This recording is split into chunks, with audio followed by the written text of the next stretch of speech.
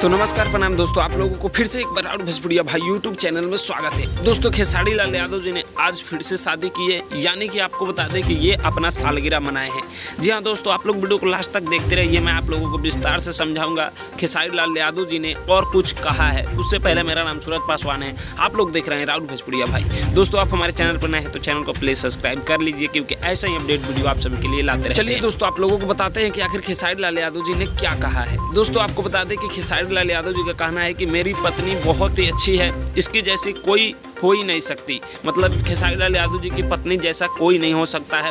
और खेसारी लाल यादव जी अपनी पत्नी को पा करके बहुत ज़्यादा खुश है और ये अपना 17वां सालगिरह मनाए हैं शादी का। आज खेसारी लाल यादव जी का शादी का 17 साल हो गया, जो कि खेसारी लाल यादव जी मनाए हैं। भोजपुरी इंडस्ट्री में ऐसा पहली बार हुआ है कि खेसारी लाल यादव जी इस प्रकार के शादी का सालगिरह मनाए हैं, जो कि भोजपुरी इंडस्ट्री में ऐसा कोई नहीं कर सकता था। दोस्तों मिलते हैं आप सभी से जल्दी नेक्स्ट वीडियो में, तब तक के लिए जय हिंद जय भोजपुरी।